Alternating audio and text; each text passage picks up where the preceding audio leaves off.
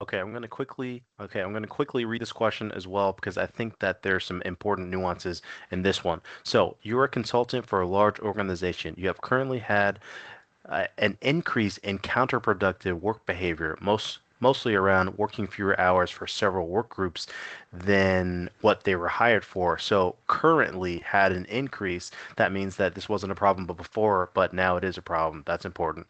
You decide to do an audit of the company's policies, expectations, and job duties to see if there is anything that emerges as an organizational constraint that may be influencing this uptick in counterproductive behavior. Again, not a problem before, but it is a problem now. I think a lot of companies would focus on the employees to make sure, that they're bringing to the table what they need. But this is interesting because this focuses on the organization, and I think we're going to find some solutions there. Without having the specific data, can you talk about what you suspect some of these constraints might be and what the company could do to resolve them ultimately to reduce the rise in counterproductive behavior? So again, we're looking for low-hanging fruit here, and I think that there's some things that we can find that's going to be really useful. So before I get into this, I want to be clear. The kind of consultant I'm being is auditing the organization rather than the employees. I think it's really easy to just fire employees and not really think twice about it. But I think once you dig underneath, you start to realize some things. So here's what I would do. The two things that I would check are feedback loops. What's getting measured? Is it getting measured? Because what gets measured gets done.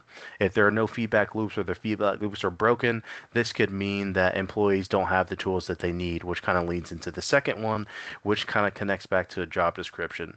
Um, is there a miscommunication between what's expected of this employee and how often is that misfire happening? Because that could lead to frustration. So here's how these two things tie together, and here's my honest speculation about, why this might be showing up now instead of 5 years ago. Paul Spector at the University of South Florida and Susie Fox at Loyola University in Chicago built the stressor emotion model of counterproductivity at work. And one of the specific triggers that they name is violation of psychological contracts. Not psychological safety, but a psychological contract. This is an unwritten, informal set of expectations between an employee and the organization. Now, this is separate from anything written down, right? So this is not you work this many hours, you get paid X amount and get these benefits. So my speculation is that the company changed something and it violated an unwritten rule. It changed something formal, maybe a new policy, and it changed something and it violated some rule. A practical example, something that's real, is a return to office push, right? So after COVID-19, people were working from home, experiencing a lot of autonomy and flexibility. An example of a policy change would be you got to come back into work. This could have violated something.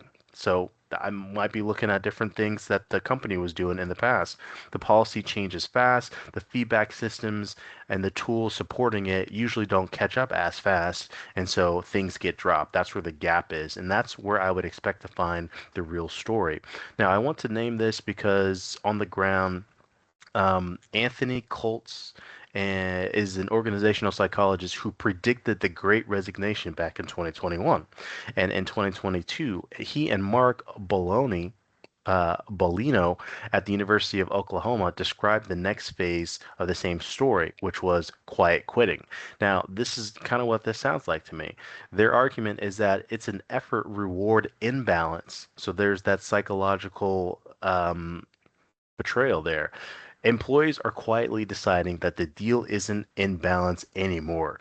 They're adjusting their effort to match what they feel they're actually getting. This happens all the time. This is not a personality problem. It's not a work ethic problem. That's a rational response to a contract that has changed without being renegotiated. So here's my honest audit level, low-hanging fruit. This is where I'm speculating.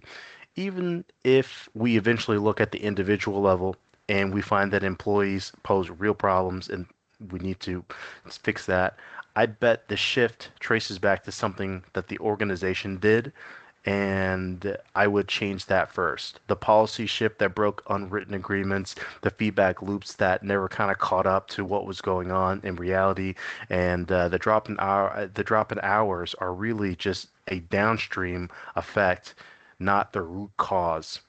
Before the company disciplines anyone, I'd want to know for sure that they took a good look in the mirror and were accountable for some of the actions that they were taking. This is how I would answer that. Thank you.